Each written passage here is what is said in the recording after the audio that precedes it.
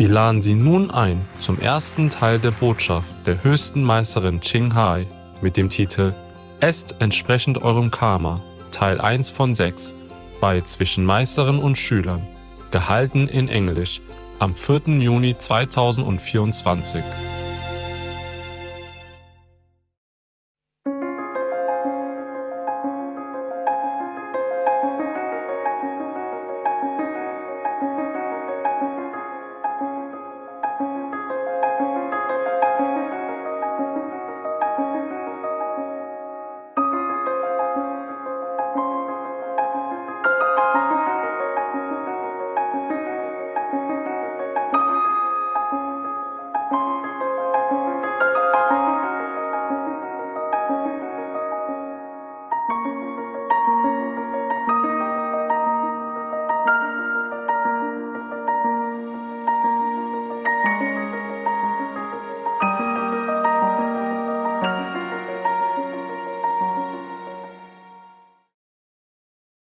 Supreme Master Ching Hai's lectures are not a complete meditation instruction. Please do not try alone. For free of charge guidance, please visit godsdirectcontact.org or contact any of our centers near you.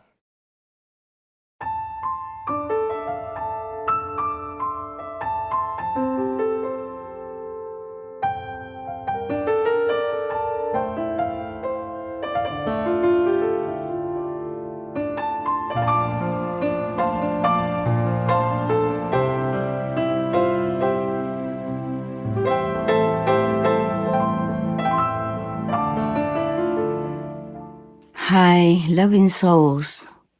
It's nice to talk to you again. Although we are always communicating inside. Anyway, I want to discuss something with you. I heard recently that some of you want to eat only one meal a day just because I said to you that I eat once a day. Please do not copy this, because if you are still working in the bustling world, please do not be too hard on yourself. Eating one meal a day normally is for when you're in retreat, alone or with some trusted friends. Otherwise, if you're still working very hard, every day, and then go home, you still need to take care of your people, your family or your pet people, even your friends, relatives, then you should not. You can try, of course, for a while to see how you go, okay? But do not force yourself thinking that it will make you become a Buddha quickly. It's not like that, because how much you eat also depends on your merit in the past life or in this life. The venerated enlightened Buddha, he did not have much stress in those days because there was no pollution, no climate change to worry about. I mean, not that the Buddha worried about life and death, it's just that the enlightened people, enlightened ones, always care for others, not for themselves. Now, even when the Buddha was alive, he allowed his monks to take juice in the afternoon, because at that time the Buddha himself and the monks ate only once a day around noon. And normally, afternoon they would not take food. They drank water, of course. You can do that also. But the Buddha expressly say that he allows his monks to take juice, all kinds of leaf juice, vegetable juice, and fruit juice. I will ask the team to print it out for you. But just a moment, maybe I can tell you. Okay, the Buddha's instruction is in the Mahavagga, because there was one ascetic who came to the Buddha to invite him and his monks for a meal. At that time, it was too late already in the afternoon, because the Buddha and the monk Sangha do not take any meal, any solid food after noontime. They normally eat only at around noon. So the ascetic Kenya made some juice and offered it to the Buddha. And the Buddha said to him, please distribute it to the monks, the bhikkhus. But then the bhikkhus were very worried because it was not the time to eat any food. So they declined. And then the Buddha say, oh, it's all right. It's all right. You can have it.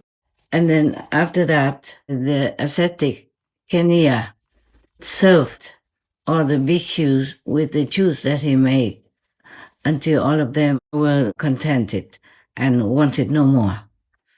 Then because of this occasion, the Buddha also delivered an instruction, addressed the bhikkhus, and said, I allow you, O bhikkhus, 8 kinds of drinkable things: mango syrup, and jambu syrup, and plantain syrup, and mocha syrup, and grape juice, and syrup made from the edible roots of the water lily, honey, and parusaka syrup. I allow you, O bhikkhus, the juice of all fruits, except the juice prepared from corn. I allow you, O bhikkhus, drinks prepared from all kinds of leaves, except drinks prepared from pot herbs. Pot herbs, I guess, are similar to like peppermint, or rosemary. And the Buddha continued to say, I allow you, O bhikkhus, drinks prepared from all flowers, except licorice juice. I allow you, O bhikkhus, the use of the juice of the sugar cane. All these are the juices that the Buddha allowed his monks to drink, though it's already past noontime. And even before this occasion, the monks were allowed to take food when traveling or in a similar situation when the exact time for the meal was uncertain. So in the case that you really consider to take the 1 meal course per day, then please be advised by the Buddha instruction as I have told you. There's also honey allowed, but normally, even before that, the Buddha allowed the use of honey for medicinal purposes and to keep it for only 7 days. I don't take any of the juices. I really did maybe a couple of times in my lifetime. They're nice, they're okay. You can take them in the afternoon in case you insist you want to take 1 meal per day at noon. But be careful, you have to have enough nutrition because you still work in the world and are being, influenced by the energies of the hungry and appetized people of your surroundings. Now, in case you think by being an ascetic or eating only once a day, you will become a Buddha, it's not like that, okay? You also need to eat according to your assigned karma of this lifetime. I did it myself too. I also was vegetarian for some time, and it worked. Until heaven stopped me, as it is not useful for my spiritual work. Namely, through more food-related karma, more blessing will be for the world. For my petite physical body, it does only all it can physically. But I tell you, it was such a freedom, such a floating lightness, that I was so sad to discontinue. I am still sad remembering that. So please do not force your body to do it, even though the will is strong and anything you like can be done. But if your karma is designed otherwise, or you do not have a very strong spiritual practice and inner spiritual strength, then your body might fail you. So please, you can try for a while to see how it goes. If it doesn't work, you have to try to readjust to your old menu gradually, as long as it's vegan. I do not like to make the impression on any of you that asceticism is a must in our practice. No. Please be normal, okay? Be normal.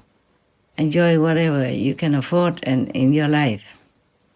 So many things you have avoided already, and I'm very grateful for that. So try to be moderate in all things, okay? Yes. Asceticism in itself doesn't bring you much. I have to tell you honestly. The main point is that you practice the right meditation and way of life. You have to be imparted a meditation method by a real enlightened and capable master who has tremendous power. So she can give it to anyone that has the fortune to encounter him or her and ask for this greatest of all favors on earth and in the universe. That is the initiation by grace for enlightenment. You see, because spiritual enlightenment is something inside of your real being. It's not from the outer garment, which is the body that houses your soul. Now, suppose, the electric cable is very beautiful and well taken care of, but there is no connection to the electric source, then the light will not brighten up. And any other instrument that needs electricity will not work. It has to be connected with the power of electricity. Similarly, if we take really good care of the body, but we don't have a connection with the real source of God power within, then it's useless. Of course, the electricity cable has to be well maintained so that the electricity can go through for other uses. But it's not overdoing the electricity cable. You don't have to take extra care of the electric cable. But you have to maintain it well, sufficiently. You don't have to decorate your electric cable with flowers or silk or velvet or any other beautiful cloth, or paint it all kinds of color, or decorate the electricity box or the electricity, plug. That will not be necessary. Okay, that's it. I hope I have explained sufficiently, because you are intelligent anyway.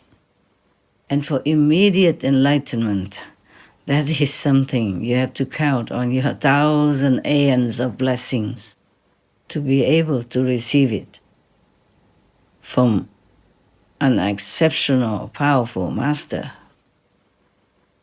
Without that, even if you become ascetic for a long, long time, and you even don't eat anything, it's not much use. Of course, it might be able to clean some of your karma, but the physical karma alone cannot bring you to liberation or condemn you, because spiritual insight is different from the outer knowledge. I have to think of how to explain it. Do I still?